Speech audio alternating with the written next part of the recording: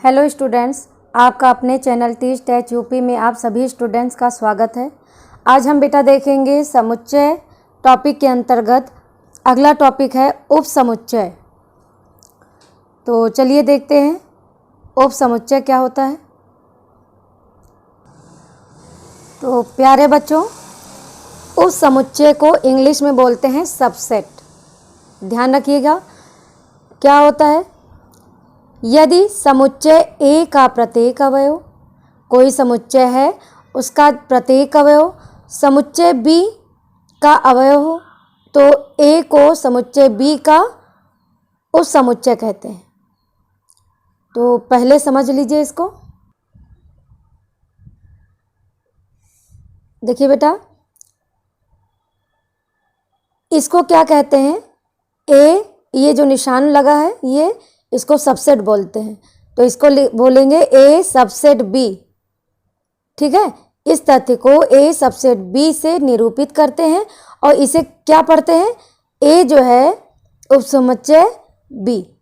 तो पहले एक एग्जाम्पल के द्वारा समझ लेंगे तब तो अच्छे से समझ में आएगा। देखिए, जैसे कोई समुच्चय ए है, ठीक, इसके अवयव मान लीजिए 1 2 3, ये इसके अवयव हैं। दूसरा समुच्चय बी है, इसके अवयव मान लीजिए 1 2 3 और 4 है। ठीक, तो आपकी परिभाषा कहती है यदि समुच्चय ए का प्रत्येक अवयव, आप तो जानते हो ये मझले कोष्ठक में पूरा क्या है, आपका अवयव है। तो कहने का मीन्स यह है यदि समुच्चय ए का प्रत्येक अवयव समुच्चय बी का अवयव हो, मतलब जो इसमें है 1 2 3 इसमें है, जो ए का अवयव 1 2 3 है, बी में भी है। देखिए बी में भी है, तो ये क्या हुआ, ए क्या हुआ, बी का जो है उपसमुच्चय हुआ। ठीक, तो इसे क्या कहेंगे, ए सबसेट बी।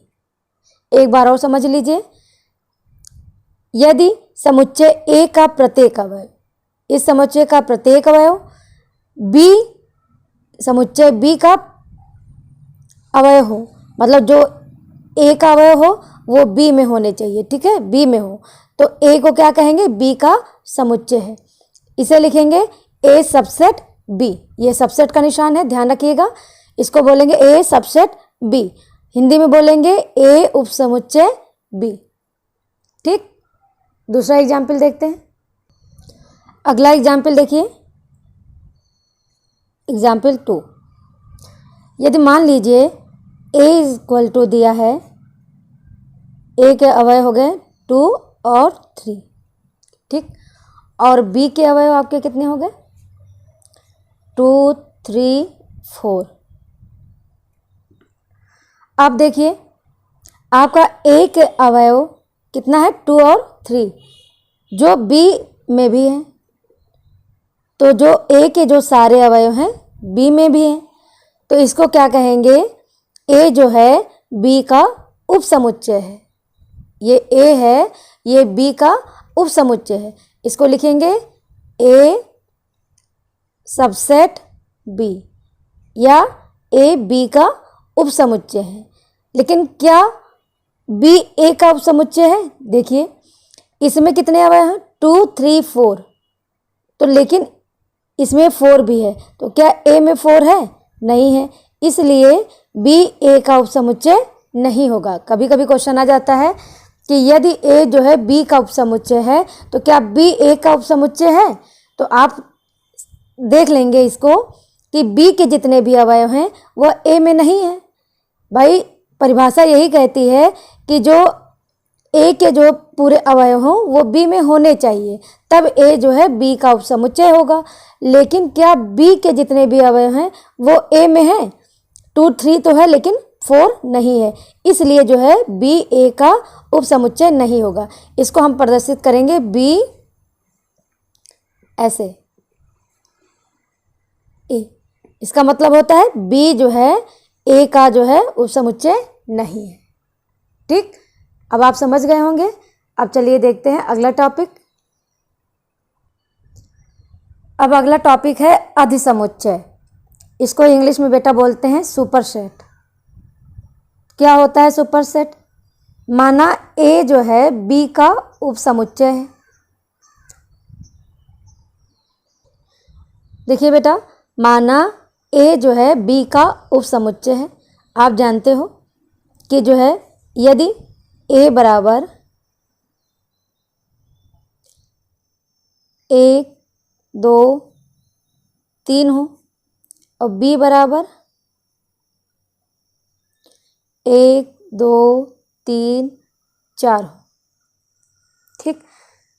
तो मैंने बताया था कि यदि ए के जितने अवयव हो बी में हो तो इसको क्या बोलेंगे? ए जो है उपसमुच्चय है बी का, ठीक। यही लिखा है कि माना ए जो है ये बी का उपसमुच्चय है, मतलब ये जो है इसका उपसमुच्चय है। तब बी को, तब जो है क्या कहेंगे? बी को ए का अधिसमुच्चय कहते हैं। यदि ए जो है बी का उपसमुच्चय है तो बी को जो है ए का क्या कहेंगे? अधिसमुच्चय कहेंगे। इसको हम लिखेंगे बी और ये आपका अधिसमुच्चय का निशान है, ठीक। ये उपसमुच्चय का है, ये अधिसमुच्चय या सुपरसेट का निशान है, तो लिखेंगे बी सुपरसेट ए, ठीक। समझ आ गया होगा? एक बार और समझ लीजिए। यदि ए जो है बी का उपसमुच्चय है, ठीक, तब बी को ए का जो है क्या कहेंगे? अधिसमुच्चय कहेंगे। एक एग्जाम्पल और देख लेते हैं। दिया है यदि ए बराबर दिया है 2 3 4 और बी बराबर दिया है 2 3 4 5। अब देखिए ए के जितने भी एलिमेंट, मतलब ए के जितने एलिमेंट मीन्स अवयव, ए के जितने भी अवयव हैं वो बी में है। देखिए बी में है तो ए क्या हो गया? बी का उपसमुच्चय हो गया। तो हम कैसे दिखाते हैं उपसमुच्चय को? ऐसे दिखाते हैं, ठीक। और तो बी क्या होगा? ए का अधिसमुच्चय होगा, ठीक। तो हम क्या दिखाएंगे? कैसे? बी अधिसमुच्चय ए। अब तो आपको समझ में आ गया होगा। अब चलिए देखते हैं नेक्स्ट टॉपिक। अब देखिए बेटा, वास्तविक या यथार्थ या आप कह सकते हो उचित उपसमुच्चय। ये जो उचित उपसमुच्चय है इसको वास्तविक उपसमुच्चय भी बोलते हैं, यथार्थ उपसमुच्चय भी बोलते हैं। इसलिए कन्फ्यूजन में नहीं होना है, क्योंकि किसी बुक्स में यथार्थ उपसमुच्चय दिया हुआ है, किसी में उचित दिया हुआ है, किसी में वास्तविक उपसमुच्चय दिया है। तो ये तीनों एक में ही है, इसलिए कन्फ्यूजन नहीं होना चाहिए। इसको इंग्लिश में बोलते हैं बेटा प्रॉपर सबसेट। तो देखते हैं प्रॉपर सबसेट क्या होता है।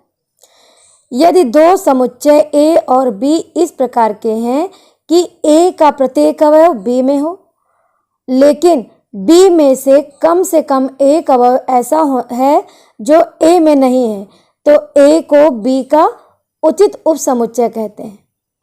तो इसे कैसे प्रदर्शित करते हैं? ए, ये आपका निशान है उचित उपसमुच्चय का, ठीक है। ये जो निशान है आपका उचित उपसमुच्चय का है, द्वारा प्रदर्शित किया जाता है। तो चलिए समझते हैं इसको पहले। तो देखते हैं, मान लीजिए एक एग्जाम्पल देखते हैं। मान लीजिए कोई समुच्चय ए है, इसके अवयव कितने? 1 2 3 हो गए, ठीक। दूसरा समुच्चय है, इसके अवयव हो गए 1 2 3 4, ये इसके अवयव हो गए।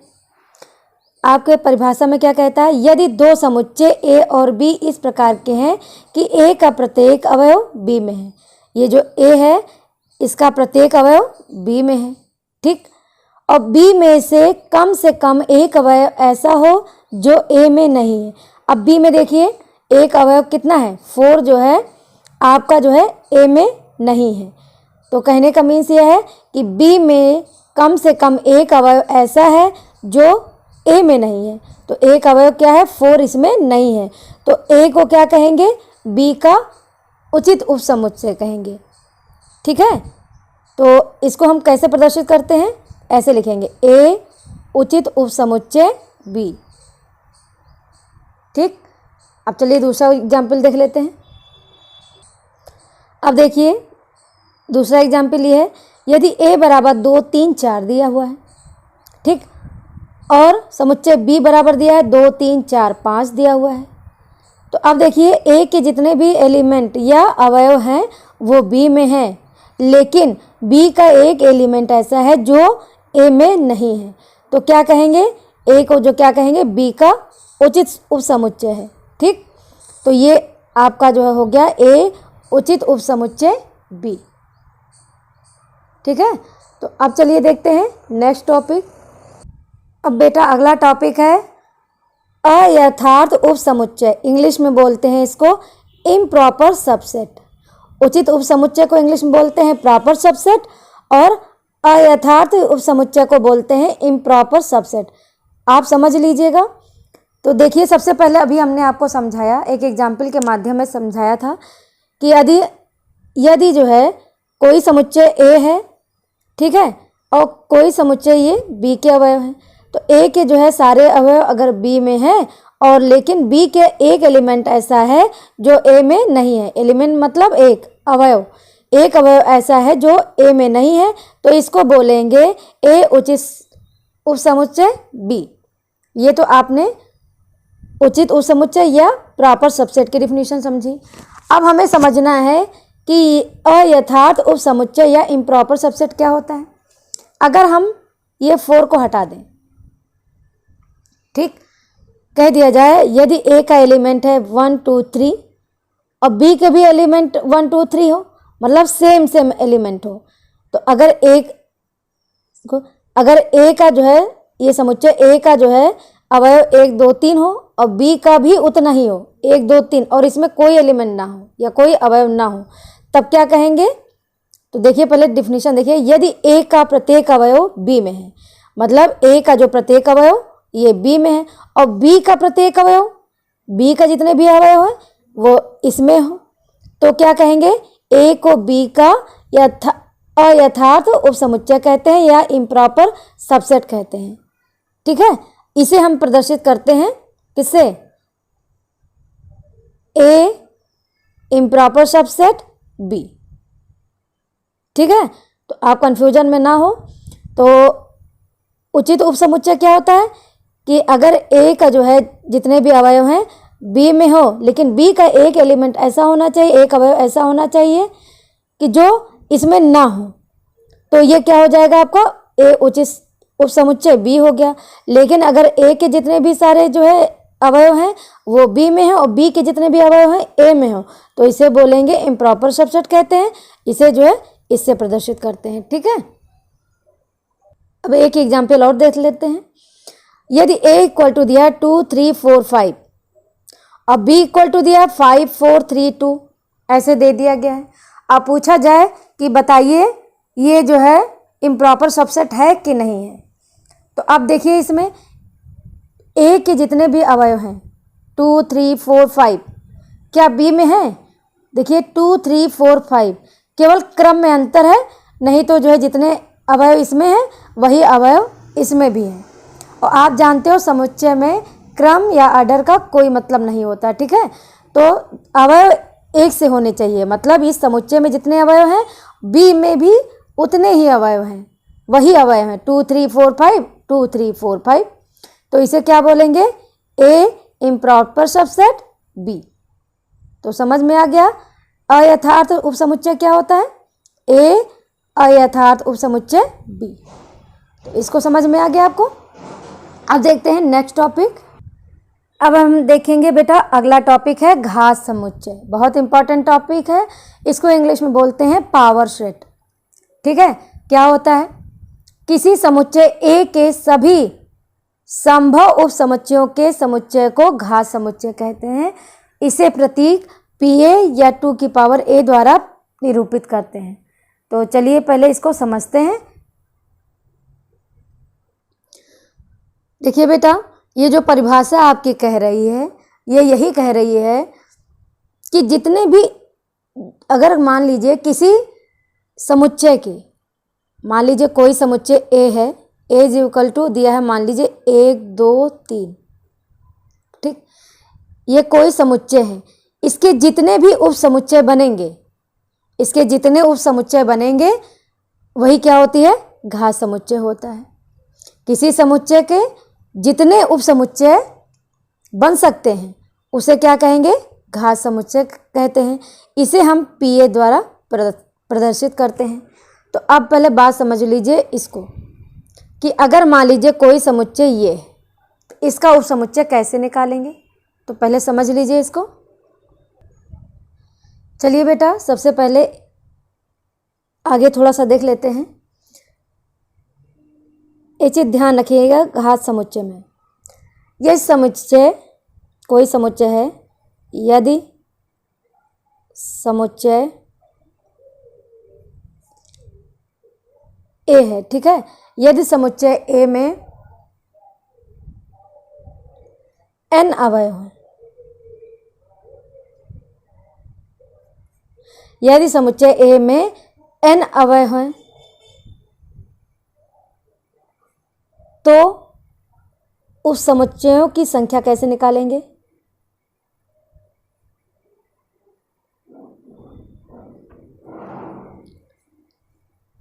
की संख्या इज इक्वल टू होगा 2 की पावर n। बहुत इंपॉर्टेंट टॉपिक है, ध्यान से देखिएगा। इसमें क्या दिया है, किसी समुच्चय ए के सभी संभव उप समुच्चयों के समुच्चय को घात समुच्चय कहते हैं। ठीक है, कहने का मीन्स ये है, यदि कोई समुच्चय है उसके जितने भी उप समुच्चय बन सकते हैं तो उसको क्या बोलेंगे, घात समुच्चय कहते हैं। इसे पीए द्वारा लिखते हैं। लेकिन अगर मान लीजिए दिया है, यदि कोई समुच्चय ए है, इसमें n अवयव है, तो उस समुच्चयों की संख्या कैसे निकालेंगे, इस फॉर्मूले द्वारा निकाल लेंगे। तो चलिए एक एग्जाम्पल के माध्यम से पहले इसको समझते हैं। चलिए इसका एक एग्जाम्पल देखते हैं। मान लीजिए कोई समुच्चय ए है, इसके अवयव मान लीजिए 1 2 3, और कह दिया जाए इसके उपसमुच्चय की संख्या कितनी होगी, या इसके उपसमुच्चय कितने होंगे। ये जो समुच्चय दिया है इसके कितने उपसमुच्चय बनेंगे। ठीक, तो उस समुच्चय को लिखा जाता है बेटा, आप जानते हो, घात समुच्चय को किससे लिखा जाता है, पीए से। ठीक, तो हमें क्या निकालनी, सबसे पहले इस समुच्चय की संख्या निकालनी, मतलब इस अवयव का जो है, ये समुच्चय है, इसका जो है उप समुच्चय निकालना है। तो ये जो अवयव दिया है, इस समुच्चय का जो अवयव है, तो इसका हम सबसे पहले उप समुच्चयों की संख्या निकाल लेते हैं। आपको मैंने पहले ही बताया, दिया है यदि समुच्चय ए में n अवयव है, मान लीजिए ये कोई अवयव है, तो उप समुच्चयों की संख्या किसे निकालते हैं, 2 की पावर n से। मान लीजिए पी ए इक्वल टू दिया है, तो यहाँ पे लिख देते हैं n। n का मतलब होता है उप समुच्चयों की संख्या। तो सबसे पहले उप समुच्चयों की संख्या निकाल लेते हैं, उसके बाद कितने उप समुच्चय, इसके उप समुच्चय कितने बने वो निकालेंगे। तो n पी ए जो है बराबर, इसमें आपका फॉर्मूला होता है 2 की पावर n। तो n क्या है, इसमें अवयव की संख्या है। n क्या है आपका, अवयव की संख्या। आपके इसमें क्या दिया है, यदि समुच्चय ए में n अवयव है, मतलब n क्या है, अवयव की संख्या। ये समुच्चय है आपका, इसमें अवयव की संख्या कितनी है, 1 2 3। तो यहाँ पे दिया है n इज इक्वल टू कितना है, 3 संख्या, 1 2 3, आपके 3 अवयव इसके अंदर है, तो हमने n बराबर लिख दिया 3। आपका फॉर्मूला क्या कहता है, उप समुच्चयों की संख्या। तो ये ध्यान रखिए, उप समुच्चयों की संख्या NPA से भी लिखते हैं। ठीक है, NPA। तो कितना हो जाएगा, 2 की पावर n बराबर 2 की पावर ये कितना है, 3। n आपका निकला है 3, तो ये आपका क्या हो गया, 2 गुणे 2 गुणे 2, 2 दूनी 4 दूनी 8।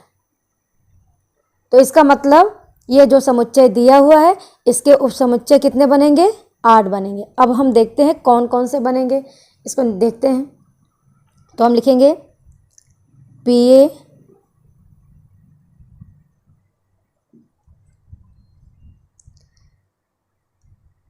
इज इक्वल टू, आपके डिफिनीशन में हमने बताया कि 2 की पावर A, ठीक है। तो ये इसका मतलब ये होता है 2 की पावर N भी लिख सकते हो। तो देखिए इधर PA मतलब क्या हो गया? 2 की पावर N, मतलब ये संख्या कितनी बनी। तो चलिए हम डायरेक्ट निकाल लेते हैं, एक मझला कोष्ठक बनाएंगे। अब देखिए इसमें पहला उपसमुच्चय, इस समुच्चय का एक उपसमुच्चय बन सकता है क्या? 1, ठीक, कामा लगाएंगे। दूसरा बन सकता है 2, ठीक। तीसरा बन सकता है 3, ठीक। एक बन सकता है क्या? 1 2 बन सकता है। एक क्या बन सकता है? 2 3 बन सकता है। एक बन सकता है 1 3 बन सकता है। और एक बन सकता है क्या? ये स्वयं बन सकता है 1 2 3। और एक बन सकता है 5। ये 5 क्या है? आपको मैंने बताया हुआ है कि ये जो है 5 आपका क्या है? रिक्त समुच्चय है। और रिक्त समुच्चय क्या होता है? प्रत्येक समुच्चय का उपसमुच्चय होता है। ये जो रिक्त समुच्चय है, ये 5 रिक्त समुच्चय है, ये जितने भी समुच्चय होगा उसका उपसमुच्चय ऑलरेडी होगा, ठीक है। ये प्रत्येक उपसमुच्चय में ये जरूर होगा, ठीक। तो अब देखिए काउंट करिए 1 2 3 4 5 6 7 8। तो आपका जो है ये 8 उपसमुच्चय हो गई। तो देखिए आपने संख्या कितनी निकाली थी? 8। तो यहाँ भी आपका ये आपके 8 जो है उपसमुच्चय हो गए। एक बात और समझ लीजिए, कोई समुच्चय दिया हुआ है, इसके उपसमुच्चयों की संख्या निकालेंगे NPA। N होता है आपकी, NPA का मतलब हो गया उपसमुच्चयों की संख्या, शॉर्ट फॉर्म में लिख दिया। आपका फॉर्मूला होता है 2 की पावर N। N क्या होता है? ये जो जितने भी अवयव होते हैं, अवयव की संख्या होती है। तो 2 की पावर ये 3 हो गई, तो इसको 2 की पावर 3 का मतलब हो गया 8 हो गया। अब हम इस समुच्चय के जो है उपसमुच्चय निकालेंगे। अब आपको ये पहले से पता हो गया कि आपके जो है इस समुच्चय के 8 उपसमुच्चय बनेंगे। तो हम यहाँ लिखेंगे PA, आपका घात समुच्चय को PA से लिखते हैं। अब देखिए इसका पहला हमने, अब इसमें संभावित उपसमुच्चय बनाएंगे। तो आपका 1 बन गया, 2 बन गया, 3 बन गया। एक बार बन सकता है 1 2 बन सकता है, 2 3 बन सकता है, और 1 3 बन सकता है, और ऑलरेडी ये बन सकता है। और इसमें 5 जरूर होगा।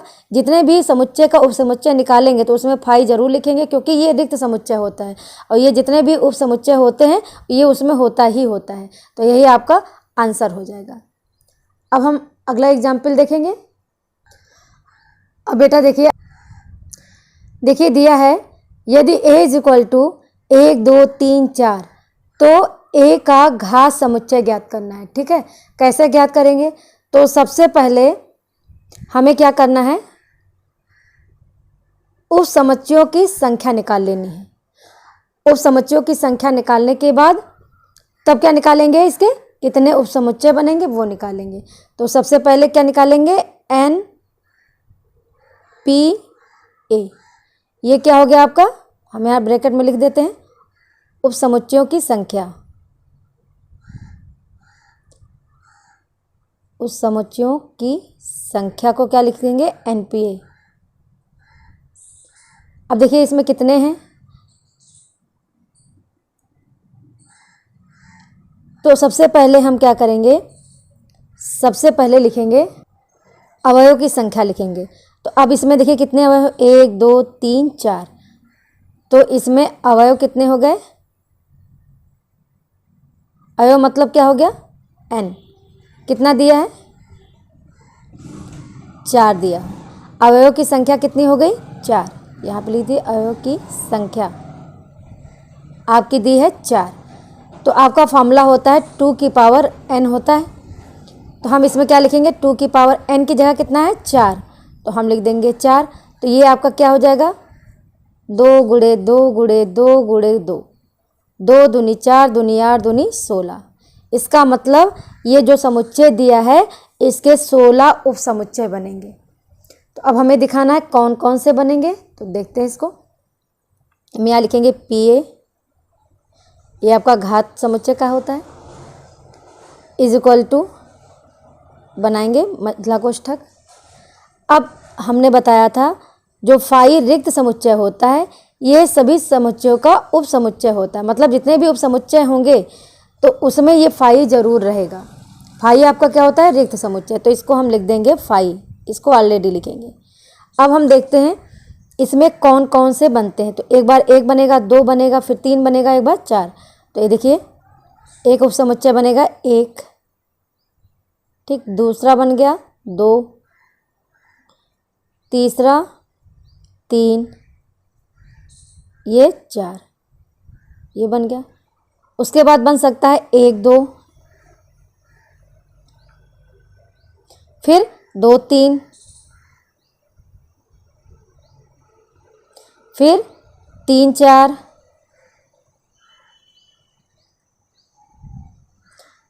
फिर उसके बाद 1 4 बन सकता है, ठीक। अब देखिए आगे क्या बन सकता है, इसके बाद 1 2 3 बन सकता है,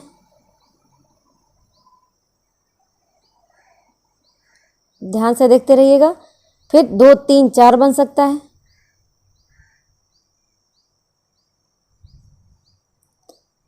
2 3 4 हो गया। इसके बाद जो है 1 3 4 बन सकता है,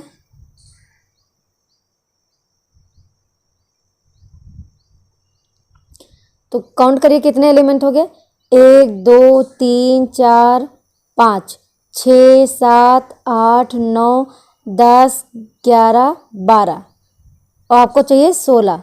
अब देखिए आगे एक एलिमेंट बन सकता है 1 2 4,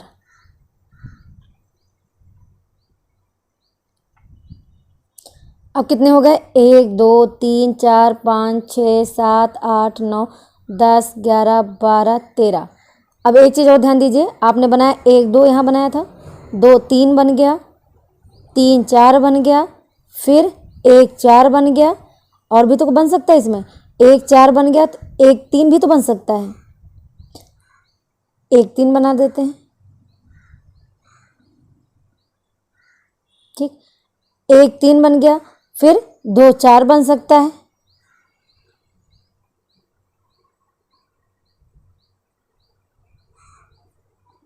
ठीक। अब देखिए कितना बन गया, 1 2 3 4 5 6 7 8 9 10 11 12 13 14 15, ये 15 बन गया। अब देखिए एक ये पूरा खुद हो गया, 1 2 3 और 4, फिर एक बड़ा सा मझला कोष्ठक लगाएंगे। तो ये क्या हो गया, आपका इस समुच्चय का जो है ये इतने उप समुच्चय हुए। अगर ये पहले निकाल लोगे तो आपको पहले से पता रहेगा कि हमारे ये कितने उप समुच्चय बनेंगे। अब डायरेक्टली निकालोगे तो आप खुद कन्फ्यूज, कुछ छूट जाएगा, कुछ रह जाएगा। इस तरह निकालोगे तो आपको जो है पहले पता रहेगा कि हमको कितने उप समुच्चय निकालने हैं, ठीक है। उम्मीद है आपको समझ में आया होगा। चलिए नेक्स्ट देखते हैं। प्रिय विद्यार्थियों, अब हम देखते हैं वास्तविक संख्याओं के समुच्चय के उप समुच्चय। वास्तविक मतलब रियल नंबर, वास्तविक संख्याओं के समुच्चय के उप समुच्चय इंग्लिश में बोलते हैं subsets of set of real number. तो चलिए इसको समझिए। हमने इस गोले में मैंने सबसे पहले रख दिया n, मतलब नेचुरल नंबर, बीच में हमने रख दिया इसको n। देखिए क्या है यहाँ पे, प्राकृत संख्या। नेचुरल नंबर मतलब n को हम डिनोट करते हैं, प्राकृत संख्या को हमने n कह दिया, ठीक। तो आप जानते हो कि प्राकृत संख्या क्या होती है।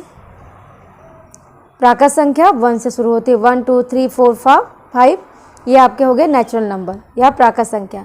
z या i, इससे हम क्या कहते हैं, पूर्णांक संख्या।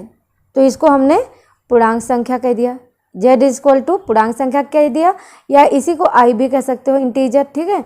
q आपका क्या है, मान लीजिए ये आपका जो है परिमेय संख्या है, ठीक। हमने यहाँ पे लिख दिया है q आपका, यहाँ मान लीजिए परिमेय संख्या है। और r आपका क्या है, वास्तविक संख्या है। ठीक है, अब इसको ध्यान से समझिएगा। अब ये जो नेचुरल नंबर है, तो देखिए इधर नेचुरल नंबर तो सबको पता है, तो ये जो पूर्णांक संख्या है ये आपका नेचुरल नंबर, पूर्णांक संख्या में नेचुरल नंबर आ गया। ठीक, क्यों? क्योंकि पूर्णांक संख्या क्या होती है, जिसमें नेगेटिव भी हो, पॉजिटिव भी हो और जीरो भी हो, वो आपकी होती है पूर्णांक संख्या। अब इसमें देखिए धनात्मक संख्या भी होती है इसमें पूर्णांक संख्या में, तो आपका इसमें जो है जो नेचुरल नंबर होता है वो धनात्मक होता है, तो आपका जो है ये पूर्णांक संख्या के अंदर आ गया। ठीक, अब देखिए परिमेय संख्या है। अब परिमेय संख्या को क्यों से लिखे हैं, तो परिमेय संख्या में आपका नेचुरल नंबर भी आ गया, मतलब जो है आपका प्राकृत संख्या भी आ गया और पूर्णांक संख्या भी आ गया। आपका किसमें, परिमेय संख्या में आपका आ गया पूर्णांक संख्या आ गया और आपका प्राकृत संख्या भी आ गया। उसके बाद है रेशनल नंबर या वास्तविक संख्या। अब वास्तविक संख्या में क्या क्या आ गया, आपका जो है प्राकृत संख्या आ गया, पूर्णांक संख्या आ गया और परिमेय अपरिमेय भी आ गया। आपका केवल काल्पनिक छोड़ के सारे इसमें आपके वास्तविक संख्या के अंतर्गत ये सारे आ गए। तो इसको हम कैसे लिख सकते हैं, तो देखिए इधर, अब देखिए वास्तविक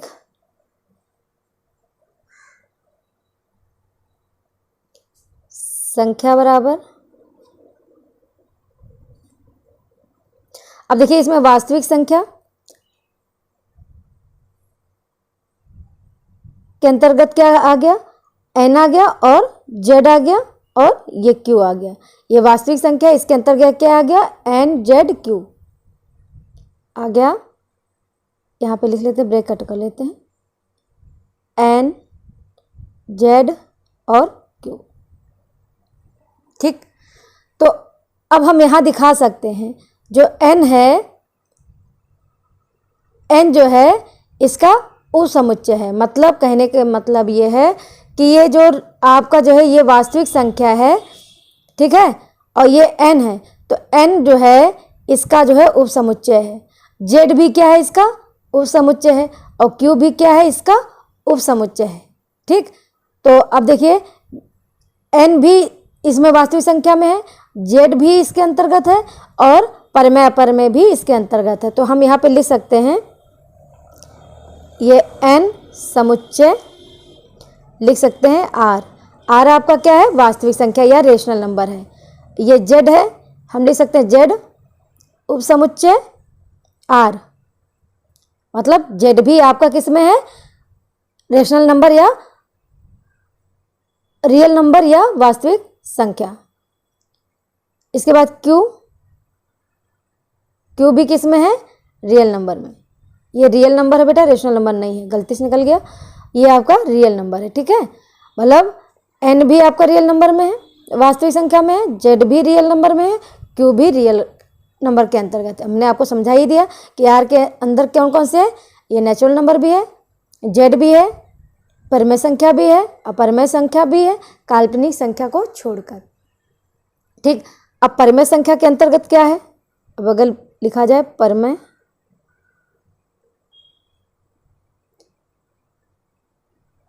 अब देखिए परिमेय संख्या को q से दिखाया है। ठीक, तो इसके अंतर्गत क्या है, n है और z है।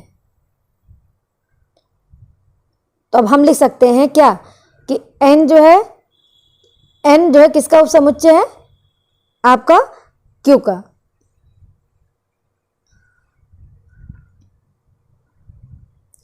मतलब n उपसमुच्चय है q का और z भी क्या है, इस q का उपसमुच्चय है।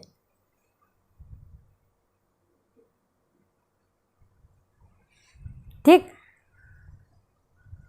तो आपको समझ में आ गया होगा ये कि हमने क्या बताने की कोशिश की है। तो इसमें इस टाइप से कहीं दिया हो तो इसमें कन्फ्यूजन नहीं होना चाहिए, आपको पता होना चाहिए। उम्मीद है वीडियो आपको समझ में आया होगा। आपका वीडियो पहले ही बन चुका था लेकिन उसमें आवाज़ नहीं आ रही थी, इसको लिए दोबारा वीडियो शूट करना पड़ा। तो अगर अब प्यारे बच्चों, अगर वीडियो पसंद आ रहा हो तो वीडियो को ज़्यादा से ज़्यादा लाइक करें और अपने दोस्तों को ज़्यादा से ज़्यादा शेयर करें, जिससे उन्हें भी इस वीडियो का लाभ मिल सके। अब देखिए बेटा, नोट में लिख लीजिए, इसको याद रखिएगा। रिक्त समुच्चय, आप जानते हो रिक्त समुच्चय क्या होता है? फाई। आपको मैंने बताया था ये फाई होता है। रिक्त समुच्चय क्या होता है? अगर कोई समुच्चय जिसमें कोई भी एलिमेंट नहीं होते हैं तो ये क्या होते हैं? कोई भी अवयव नहीं होता है, ये क्या हो जाता है आपका रिक्त समुच्चय। ठीक है, और इसे फाई से भी प्रदर्शित करते हैं। तो क्या लिखा है? रिक्त समुच्चय प्रत्येक समुच्चय का उपसमुच्चय होता है। जो ये रिक्त समुच्चय है प्रत्येक समुच्चय का उपसमुच्चय होता है। ठीक है, अब देखिए सेकंड है, प्रत्येक समुच्चय स्वयं का उपसमुच्चय होता है। ये भी ध्यान रखिएगा, प्रत्येक जो समुच्चय होता है स्वयं का जो है उपसमुच्चय होता है। ठीक, अब देखिए, यदि समुच्चय ए में अवयव की संख्या n होगी तो उसके कुल उपसमुच्चयों की संख्या 2 की पावर n होगी। इसको ध्यान रखिएगा, आगे